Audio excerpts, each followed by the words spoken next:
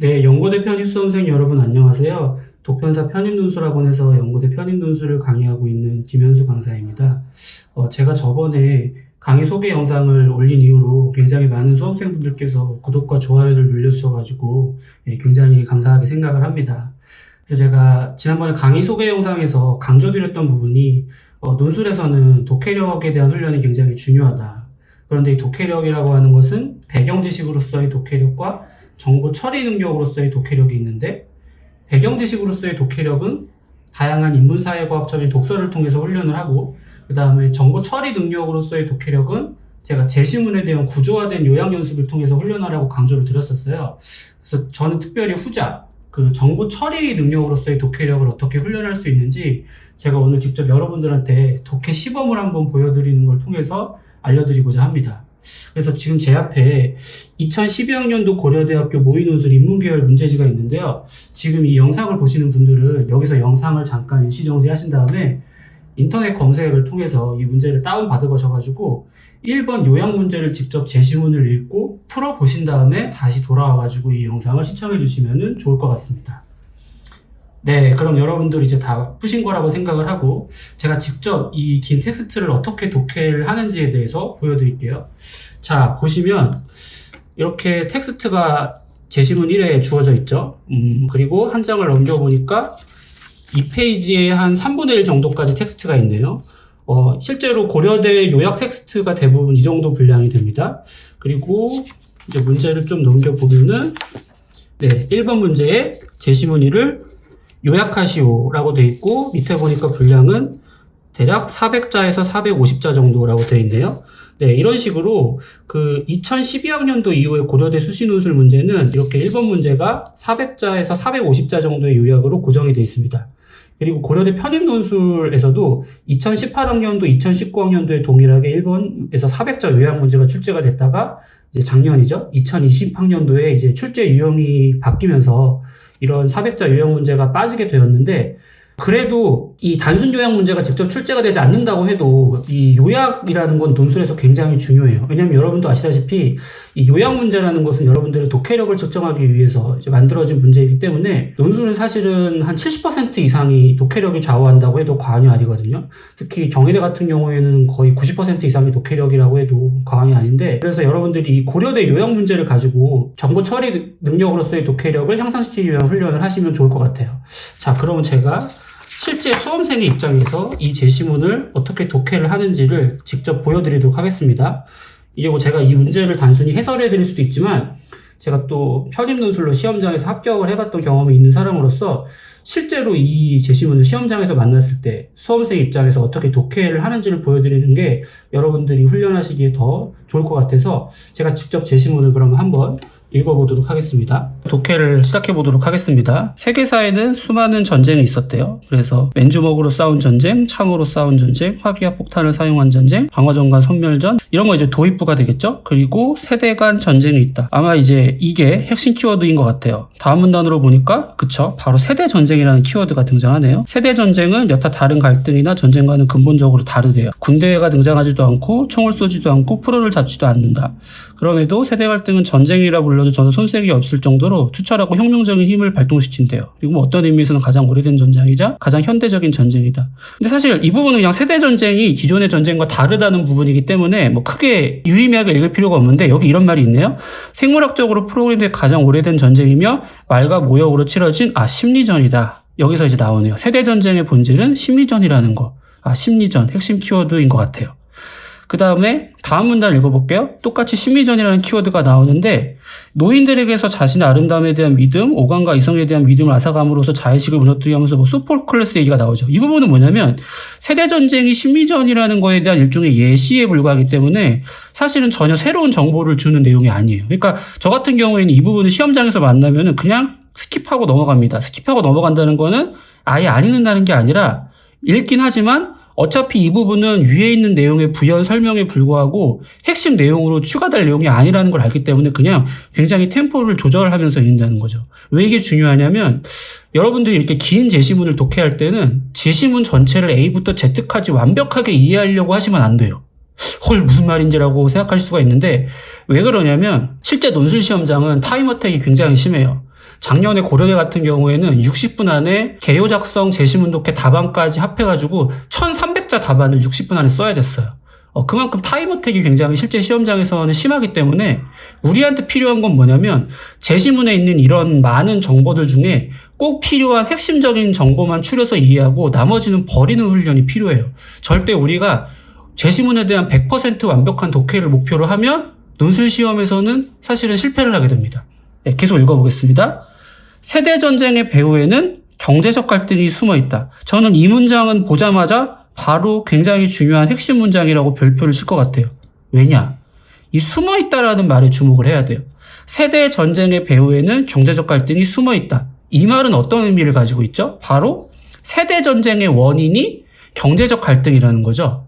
경제적 갈등을 원인으로 해서 세대 전쟁이라는 결과가 발생한다는 얘는 인과 문장이에요. 그럼 저는 논술 제시문을 독해할 때 이런 인과 문장을 발견하는 순간 무조건 별표를 쳐요. 왜냐하면 우리가 이제 논술 제시문을 독해할 때 대부분 학술적인 글들을 읽는데 모든 학문의 목적은 인과관계를 규명하는 게 목적이기 때문에 이렇게 인과관계에 대해서 서술하는 문장은 무조건 핵심 요지에 포함이 되거나 아니면 핵심 요지이거나 둘 중에 하나일 수밖에 없어요. 그래서 무조건 이 문장 밑줄 치고서 계속 있습니다.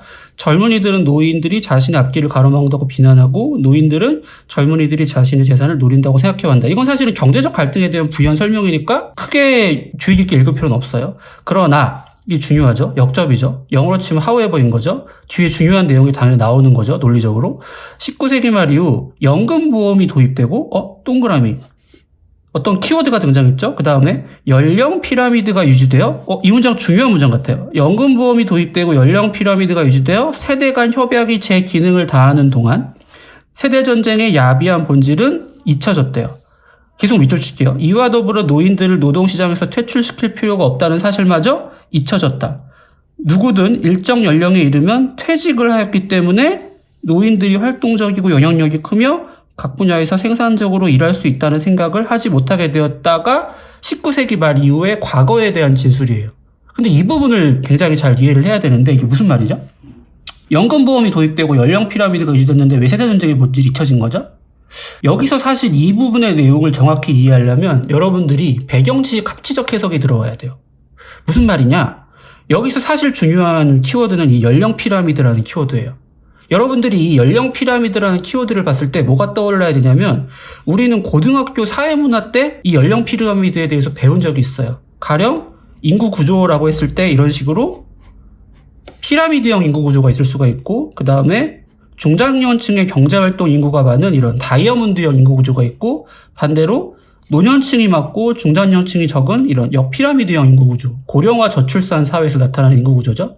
이런 피라미드형 인구 구조에 대해서 우리가 사회문화 시간에 배웠는데 이때 연령 피라미드가 유지됐다는 게 무슨 말일까요? 일단 연금보험이 도입됐다고 했는데 이것도 연금보험 자체만 가지고 이해를 하시면 안 돼요. 왜냐하면 뒤에 이 퇴직이라는 말이 나오거든요. 그러니까 이런 거죠. 노동시장에서 노인과 젊은 세대들이 경쟁 관계에 있으니까 당연히 거기서 갈등이 심화되겠죠. 그래서 그 갈등을 해소하고자 세대 간 협약이 이루어진 거예요. 어떻게 협약이 이루어진 거냐면 노인들을 일정 연령, 오늘날의 정년에 해당하겠죠. 정년에 이르면 강제적으로 퇴직을 시키는 대신에 그 반대급부로 연금보험을 주는 거예요. 65세 이상이 되면 나가라. 대신에 연금으로 생계보장을 해주겠다라는 일종의 계약을 한 거죠. 그러면은 그 연금 부담은 누가 할까요? 당연히 청장년층의 경제활동 인구가 하겠죠. 그런데 연령 피라미드가 유지되어 세대 간 협약이 제 기능을 다했대요. 무슨 말이냐면 중간에 있는 이 다이아몬드형 인구 구조가 유지됐다는 거죠. 그러니까 청장년층 인구에 해당하는 경제활동 인구가 굉장히 많아서 반대로 노인 인구에 대한 부양비 부담이 상대적으로 적었다는 거예요. 그 얘기입니다. 그러니까 사실은 이 내용을 이해할 때는 여러분들이 고등학교 사회문화 시간에 배운 이 연령 피라미드의 특징에 대해서 알고 있지 못하고 그냥 이 내용만 읽으면 아니 왜 연금보험이 도입되고 연령 피라미드가 유지되어가지고 세대 간 갈등이 심하지 않았지? 이 내용을 사실은 이해할 수가 없어요.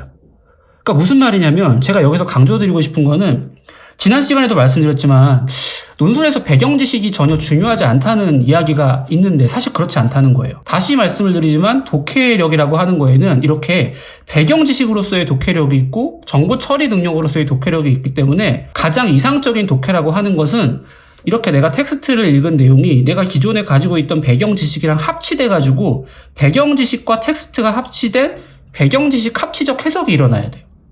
그랬을 때 내가 이 제시문의 의도를 진짜 완전히 이해할 수가 있는 거거든요. 사실은 TMI이긴 한데 이 연령 피라미드에 대한 내용은 엄밀하게 말하면 배경 지식은 아니에요. 왜냐면은 이거는 고등학교 교과 과정에 있는 거기 때문에 이거는 교과 지식, 그러니까 출제자라면 당연히 고등학교 교과 과정에 있는 내용 여러분들이 알 거라고 생각하고 출제를 한 거죠. 근데 문제는 이게 이제 고려대 모의 논술이니까 수시 논술에 해당하는 건데 편입 논술은 출제 범위가 고등학교 교과 과정 안으로 제한이 되지 않기 때문에 이런 것보다 더 심화된 배경 지식을 요구하는 문제가 얼마든지 나올 수도 있다는 거예요. 일단 계속해서 읽어볼게요. 다시 또 그러나 역접이죠. 오늘에 이르러 세대 간 갈등이 다시금 심각한 문제로 대두되었대요. 왜냐하면 노인 인구가 급증하고 사회경제적 환경이 급변함에 따라 노인 부양을 위한 사회적 부담이 크게 증가했기 때문이래요. 자, 이때도 노인 인구에 대한 사회적 부담은 존재했어요. 왜냐하면 퇴직의 반대급부로 연금보험이 도입되었기 때문에. 하지만 연령 피라미드가 다이아몬드형으로 유지되어 경제활동 인구가 많았기 때문에 상대적으로 부양비 부담이 적었는데 이때는 부양비 부담이 올라갔다는 거예요. 그러면 이때 유지되었던 어떤 원인적 측면들에 있어서 변화가 있었다는 거겠죠. 그 변화에 주목해서 후반부 내용을 독해해야 이제 이 제시문의 요지가 나올 거예요. 계속 읽어볼게요. 효사상을 바탕으로 노인에 대한 공경을 공동체 안에서 실현해온 한국의 경우에도 최근에는 세대 간 갈등이 문제가 되고 있대요. 그러면서 여기서부터 여기까지 쭉 통계 수치가 나와요. 60대 이상 인구가 적었던 시절에는 개인적으로 노인을 충분히 부양할 수 있었고 존경과 우대 대상이었대요. 근데 상황이 바뀌어서 90년에 5.1%, 이거 저 같은 경우에는 시험장에서 그냥 안 했습니다. 왜냐하면 이거는 과거에 적었던 노인 인구가 증가했다는 이 증가에 대한 부연 상술에 불과해요. 절대 이런 수치적인 부분들이 핵심 내용에 들어가지도 않고 여러분들 요약 답안에 들어가서도 안 돼요. 그러니까 이 내용은 그냥 뭐냐면 그냥 노인 인구가 증가했다. 이게 다예요. 그러니까 사실 이 문단의 요지는 이거 한 줄이에요. 노인 인구가 증가했기 때문에 이들에게 지급해야 되는 연금 규모가 확대되었다. 이게 끝이에요. 사실 이 중간은 스킵해도 돼요. 왜? 실제 시험장에서는 타임 어택이 굉장히 심하기 때문에 이 부분을 일일이 다 꼼꼼하게 읽어서 기억할 필요는 뭐 전혀 없는 거죠. 당연히 이런 수치들을 기억할 필요도 없는 거고. 계속해서 읽어볼게요. 이런 상황에서 현대의 노인들은 더 이상 공경을 기대할 수 없는 회색지대에 놓이게 되었대요. 평균 수명이 늘어나면서 부모, 조부모, 증조부 세대가 공존하는 상황도 발생하고 젊은 세대의 부양 책임이 켜졌다는데 사실 같은 얘기를 지금 계속 반복하고 있는 거예요. 뭐예요? 노인 인구가 증가해서 연금 규모가 확대됐다. 이게 다예요. 그런데 여기서 새로운 정보가 등장해요. 바로 이 부분이죠. 노인 인구가 증가하는 반면에 출산율이 저하됐대요. 그래서 경제활동 인구가 줄어들면서 고령화는 심각한 사회 문제가 되었다. 이게 굉장히 중요한 문장이에요. 자, 과거에는 연령 피라미드가 유지되었어요. 다이아몬드형으로 유지됐다는 거죠. 그래서 노인 인구는 적었고 경제활동 인구는 많았어요. 근데 반대로 노인 인구는 증가했는데 출산율이 저하됐다는 건 무슨 말이죠? 앞으로 경제활동 인구가 갈수록 줄어든다는 거죠. 그러니까 이거는 지금 뭐에 대한 진술이냐면 과거에 유지되었던 연령 피라미드가 현재 붕괴되었다는 거예요. 어떻게 붕괴되었다는 거예요? 제가 위에서 연령 피라미드의 세 가지 유형을 그려드렸는데 그 중에 바로 이 역피라미드에 해당하는 형태로 부양해야 될 노인 인구는 굉장히 많은데 그것을 부양 책임이 있는 경제활동 인구는 출산율이 저하되기 때문에 갈수록 줄어드는 역피라미드형 구조로 연령 피라미드가 붕괴돼가지고 그 결과 젊은 세대들의 부양 책임이 굉장히 커졌다는 거죠.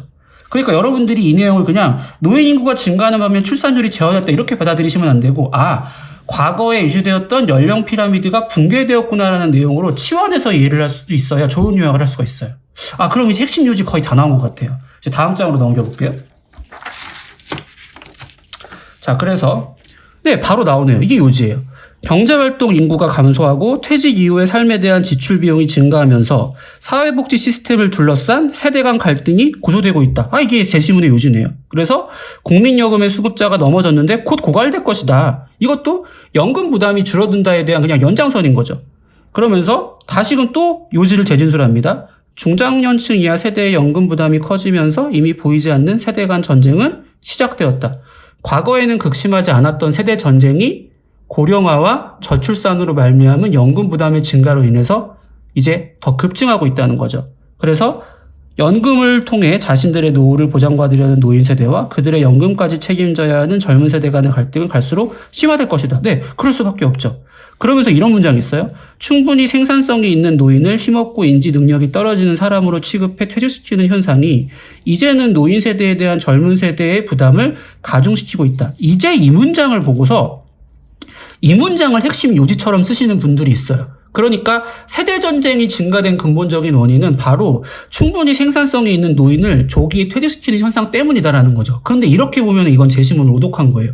왜냐하면 앞부분을 보게 되면 퇴직이라는 건 사실 세대 간 협약의 기능으로 언제 도입된 거냐면 19세기 말에 이미 도입이 된 거예요. 그러니까 생산성이 충분한 노인들을 조기 퇴직시키는 현상이라고 하는 거는 과거나 현재나 그냥 똑같은 불변 원인인 거예요. 얘는 변수가 아니에요. 그럼 뭐가 변수냐? 퇴직에 대한 연금 부담을 해야 하는 청장년층의 비율이 출산율의 감소로 줄어들고 반대로 고령화로 인해서 노인 인구가 증가했다는 인구 구조적인 측면의 변화가 세대전쟁을 불러일으킨 근본적인 원인인 거죠. 그러니까 이 글의 초점은 인구 구조적인 변화 때문에 세대전쟁이 오늘날 증가하고 있다. 이게 초점인 거예요. 이게 요지인 거죠. 자, 그러면은 제시문을 다 읽었잖아요. 저는 이제 어떻게 하냐면 제시문을 덮어요. 이렇게. 헉. 여러분들이 이제 충격과 공포에 빠지실 수 있는데 제시문을 다 읽었잖아요. 제가 여기서 고려대 요약에 대해서 간략한 팁을 말씀을 드리면 고려대 요약의 핵심은 뭐냐면 당연히 제시문의 내용을 잘 이해해서 그걸 압축적인 언어로 표현해야 되는 건 기본인데 거기에 더해서 고려대 요약은 반드시 자기 글이 돼야 돼요.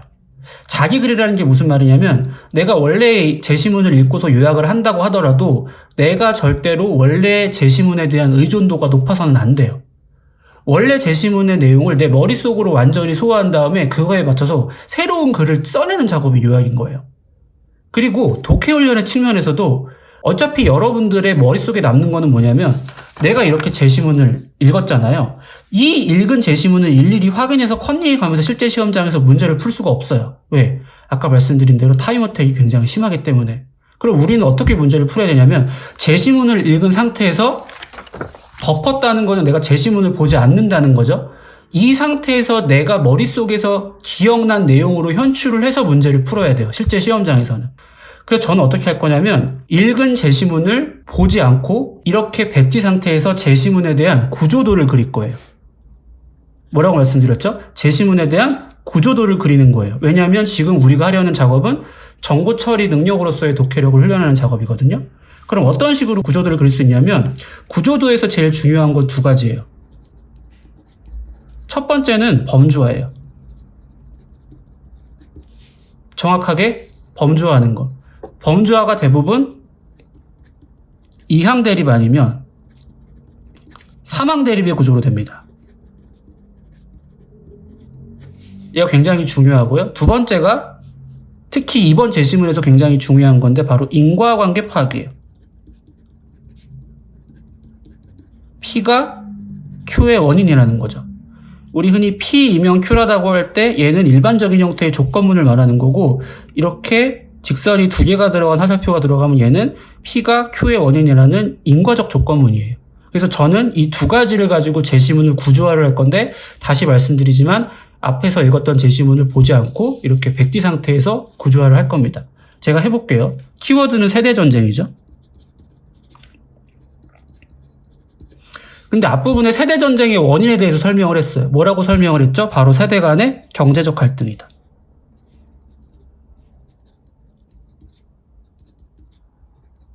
이런 식으로 인과적 조건문을 만들어서 구조화를 하는 거예요. 그런데 그 세대전쟁의 본질은 뭐였더라? 바로 심리전이었더라. 그런데 이러한 세대전쟁의 양상을 우리는 이항대립적으로 범주화할 수 있다는 거죠. 이렇게. 바로 과거의 양상과 현재의 양상인 거죠. 과거의 양상은 19세기 이후에 세대 간 협약이 작동했을 때의 양상을 말하는 거예요. 이때는 생산성이 있는 노인들을 조기 퇴직을 시키면서 이 조기 퇴직의 반대급부로 연금, 보험을 지급했어요. 근데 아까 읽었던 것처럼 이거는 현대에도 똑같이 적용되는 요인이에요. 똑같이 현재에도 생산성이 충분한 노인들을 조기 퇴직하고 그 반대 대가로 연금보험을 지급해요. 두 개는 불변하는 변수인 거죠. 근데 뭐가 바뀌었냐면 인구 구조적인 측면이 바뀌었어요. 과거에는 연령 피라미드가 유지됐어요. 제시문에 나오지 않았지만 우리가 배경지식 합치적 해석을 해보면 다이아몬드형 피라미드 구조로 유지됐다는 것을 알 수가 있죠. 근데 현재에는 그 연령 피라미드가 붕괴됐어요.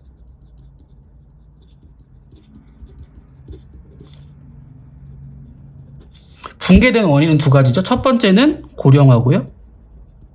두 번째는 출산율의 감소예요. 얘가 의미하는 거는 뭐냐면 경제활동 인구가 줄어들었다는 거죠. 그 결과 원인에 지금 변한 거죠. 그 결과 나타내는 결과가 달라요. 연령 피라미드가 유지되었기 때문에 조기 퇴직과 연금보험이 도입된다 하더라도 젊은 세대들의 연금 부담은 과거에는 크지 않았어요. 그 결과 연금 부담이 크지 않았기 때문에 당연히 세대 간의 경제적 갈등도 크지 않았어요. 세대 전쟁의 원인은 세대 간의 경제적 갈등인데 과거에는 세대 간의 경제적 갈등이 크지 않았기 때문에 당연히 최종적으로 세대 전쟁도 극심하지 않았던 거죠. 이런 식으로 범주화를 한 다음에 인과적 조건부를 통해서 쭉 구조화를 할 수 있는 거예요. 반대로 현재에는 조기 퇴직으로 말미암아 연금보험을 지급을 해야 되는데 지급해야 되는 노인들의 비중은 늘어나고 출산율이 줄어들어서 경제활동 인구가 줄어들었기 때문에 그만큼 젊은 세대들의 연금 부담은 반대로 올라간 거예요. 자, 연금 부담이 올라갔기 때문에 나타난 결과는 당연히 뭐가 커질 수밖에 없죠? 경제적 갈등이 커질 수밖에 없죠. 경제적 갈등이 커질 수밖에 없기 때문에 왜? 세대전쟁의 원인이 경제적 갈등이기 때문에 결과 측면에서 당연히 세대전쟁도 오늘날에는 증가할 수밖에 없다. 이게 전체 제시문의 요지인 거예요. 그러면 보시면 우리가 아까 읽었던 굉장히 긴 분량의 제시문이 이렇게 깔끔한 구조도로 다 포섭이 되는 거예요. 그럼 이 제시문의 요지는 뭘까요? 오늘날 연령 피라미드의 붕괴라는 인구 구조의 변화로 인해서 세대전쟁은 촉발되고 있다, 증가하고 있다, 이 정도가 되겠죠. 아마 이런 문장을 여러분들이 적절한 여러분들의 언어로 패러프레이징을 해가지고 요약 첫 문장에 딱 배치해 주시면 굉장히 효율적인 구성이 될 거예요.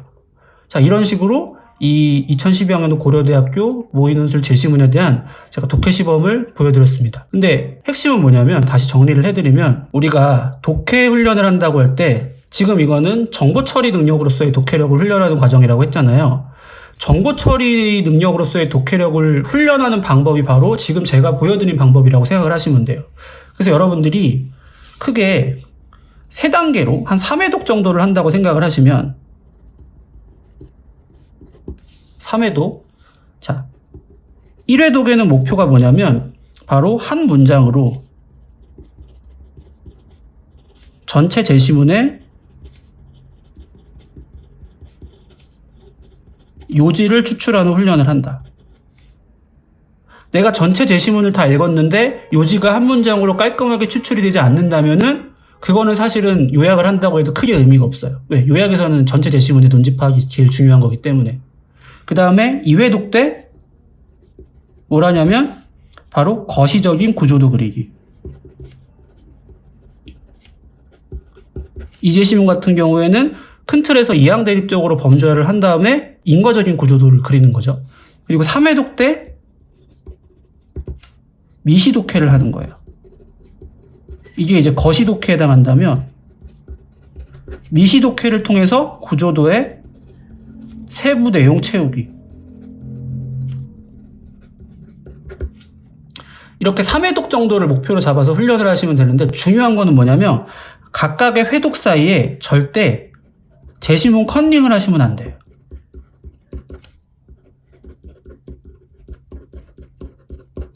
이게 무슨 말이냐면 내가 예를 들어서 여기서 구조도를 그리다가 예를 들어서 이게 기억이 안 났어요. 기억이 안 난다고 해서 제시문으로 가서 확인을 한 다음에 다시 돌아와서 컨닝하듯이 하면 안 돼요. 왜 안 되냐면 여러분들이 구조도를 그릴 때 제시문 컨닝을 많이 하면 많이 할수록 제시문에 대한 의존도가 높아져요. 제시문에 대한 의존도가 높아진다는 거는 좋은 요약을 못 한다는 거예요. 그리고 정보 처리 능력으로서의 독해력 훈련에도 도움이 안 된다는 거죠. 그럼 어떻게 해야 되냐면 몇 회독을 해도 상관이 없으니까 제시문을 회독을 한 다음에 구조도를 그릴 때는 무조건 제시문을 안 보고 이렇게 훈련을 해야 돼요. 제시문을 보지 않고 구조도를 완성하는 훈련을 반복해서 했을 때 그 훈련이 누적이 돼야 비로소 여러분들의 정보 처리 능력으로서의 독해력이 향상이 될 수가 있는 거예요. 근데 이제 처음 해보면 이게 어려운 거죠. 그래서 처음 이거를 한다고 했을 때에는 여러분들이 제시문을 10번을 읽어야 될 수도 있고 20번을 읽어야 될 수도 있어요. 그때마다 어떤 충동이 드냐면 제시문으로 돌아가서 어떤 내용을 컨닝하고 싶은 충동이 드는데 절대 그렇게 하시면 안 돼요. 그렇게 하시면 여러분들의 정보 처리 능력으로서의 독해력은 늘지 않아요. 10번을 읽어도 좋고 20번을 읽어도 좋으니까 제시문을 읽은 다음에 반드시 제시문을 덮고 이 백지 상태에서 이러한 구조도를 현출하기 위한 훈련을 반복적으로 하셔야 됩니다. 이게 바로 여러분들의 독해력을 훈련하는 유일한 방법이자 왕도입니다. 그래서 제가 오늘 이거를 보여드리기 위해서 이제 이 영상을 촬영을 했는데, 그래서 이제 제가 한 거를 보셨으니까 앞으로 어떻게 훈련을 하시면 되냐면, 그 고려대학교 요약 문제가 수시논술 기출문제만 해도 이 문제를 제외하고 10문제가 넘게 있어요. 그래서 그 10문제를 가지고 제가 오늘 했던 거랑 똑같은 방식으로 읽고 덮은 다음에 백지 상태에서 이렇게 구조하는 훈련을 해보시면 좋을 것 같아요. 회독수는 아무리 많아도 상관없다. 단 중간에 절대 제시문으로 돌아가서 컨닝하지 않는다. 이게 중요하고, 그 다음에 내가 이 고려대 요약문제 10개를 다 했다고 하면 제가 추천해드리고 싶은 책이 있는데, 그게 바로 지금 이 두뇌보안계획 200이라는 책이에요. 김명석 교수님께서 쓰신 책인데, 이거 이제 전작이 두뇌보안계획 100이라는 책인데, 그거는 니트나 PSAT 준비용으로 많이 쓰는 논리학 교재거든요. 근데 이제 이 책 같은 경우에는 다양한 분야에 대한 제시문이 이런 식으로 실려 있고, 분량도 보시면은 고려대 요약 문제 분량이랑 비슷하거나 좀 더 긴 형태 정도의 분량이고, 그다음에 이 책의 구성이 좋은 게 이렇게 이제 제시문을 다 읽은 다음에는 이런 식으로 이제 연습 문제를 풀 수 있도록 돼 있는데, 이 연습 문제가 제시문의 내용을 정확하게 정보 처리하지 않으면 풀 수 없게끔 굉장히 구성이 잘 돼 있어요. 그래서 고려대학교 요약 문제로 훈련을 다 한 다음에 여기는 200개 정도의 제시문이 실려 있기 때문에 두뇌보안계획 200을 가지고 정보 처리 능력으로서의 독해 훈련을 계속 하신다면 여러분들이 분명히 독해력에 있어서 좋은 상승 효과를 거두실 거라고 생각을 합니다. 그래서 제가 여러분들한테 마지막으로 강조드리고 싶은 거는, 이 정보 처리 능력으로서의 독해력이라고 하는 것은 타고난 선천적인 능력에 의해서 좌우된다기보다는 후천적인 노력을 통해서 극복이 가능한 영역이라는 거예요. 여러분들이 충분히 제가 알려드린 이런 방식을 통해서 꾸준히 훈련하신다면 충분히 여러분들의 독해력의 상승을 기대할 수 있다는 거죠. 대신에 절대로 제시문을 컨닝하지 않는다. 그래서 제가 오늘 이렇게 여러분들한테 독해 시범 영상을 보여드렸고, 이 영상이 여러분들한테 도움이 되셨다면은 구독과 좋아요를 눌러주시면 감사하겠습니다. 그리고 혹시나 댓글로 제가 독해 훈련 외에도 제가 또 시범을 보여드렸으면 하는 컨텐츠가 있으면 댓글로 달아주시면 제가 많이 달아주신 순으로 해서 이런 컨텐츠로 또 한 번 여러분들에게 인사드릴 수 있도록 하겠습니다. 네, 그럼 긴 영상 시청해주셔서 감사하고요. 저는 독편사 편입눈술학원의 김현수 강사였습니다. 감사합니다.